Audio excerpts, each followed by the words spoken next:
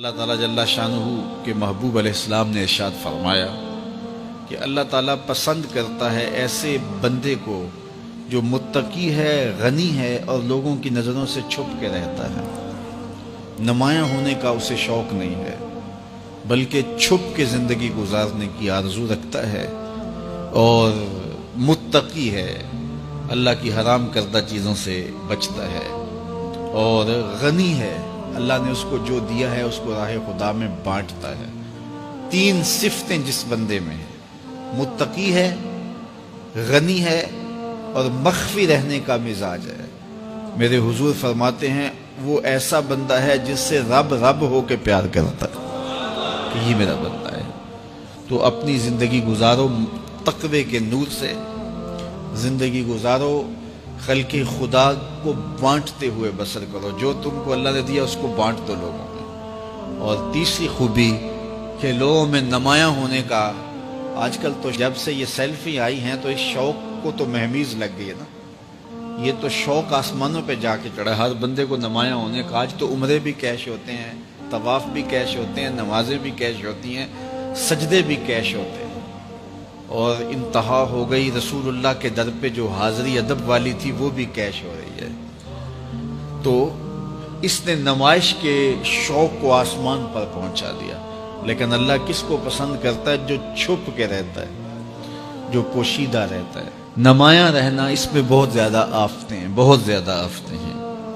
العافیت فی العزلہ، میرے حضور نے فرمایا عافیت تنہائی میں ہے۔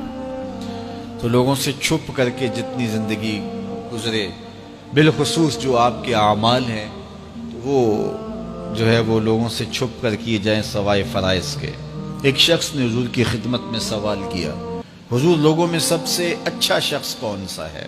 تو آقا کریم نے کیا جواب دیا؟ جس کی عمر زیادہ ہو، عمل اچھے ہوں۔ تو کہا پھر لوگوں میں سب سے شریر آدمی کون سا ہے؟ سب سے برا آدمی کون سا ہے؟ قال من طال عمرہ وسع عملہ، جس کی عمر لمبی ہو اور اس کے عمل برے ہوں، بوڑھا ہو جائے برائیاں نہ چھوڑے، ہڈیاں کمبن گوڈے کھڑکن تے اڑ گیا لک تیرا، اجے بھی بدیوں باز نہ آئوں، جیو مرد دلیرا۔ وہ کہتے ہیں نانا بن گیا دانا نہیں بنا۔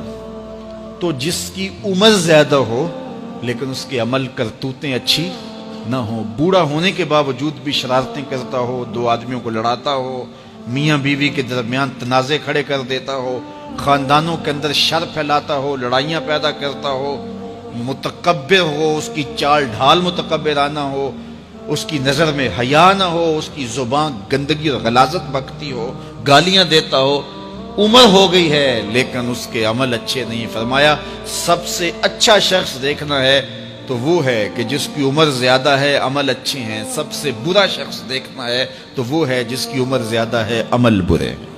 اگلی روایت حضرت ابو کبشہ الانماری رضی اللہ تعالی عنہ سے مروی ہے، میرے حضور نے فرمایا تین چیزیں ایسی ہیں جن پر میں محمد ہو کے رب کی قسم اٹھاتا ہوں۔ ان میں سے پہلی بات یہ ہے کہ میں قسم کرتا ہوں کہ صدقے سے مال کم نہیں ہوتا، اور دوسری بات اگر کسی نے کسی پہ زیادتی کی اور اس نے کہا جا میں نے معاف کر دیا، تو حضور فرماتے ہیں میں قسم دیتا ہوں اس کی عزت کم نہیں ہوگی۔ ہو سکتا ہے کوئی شریک کہہ دے اور ڈر دے معاف کرتا ہی، کہا وہ کہہ دے، لیکن میں محمد قسم دیتا ہوں کہ عزت کم نہیں ہوگی، میں رب سے عزت لے کے دوں گا اسے۔ اللہ اکبر۔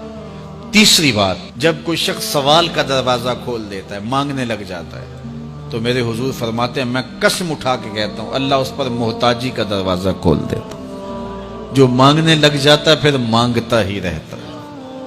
ہم نے دیکھا کچھ لوگ بچپن سے مانگتے ہیں، بڑھاپے تک مانگتے رہتے ہیں، ان کی کبھی ضرورت پوری نہیں ہوئی۔ یہ قرض مانگنے کی عادت جس کو پڑ جائے تو وہ بھی ساری زندگی قرض ہی مانگتا رہتا ہے، ہر وقت مقروض۔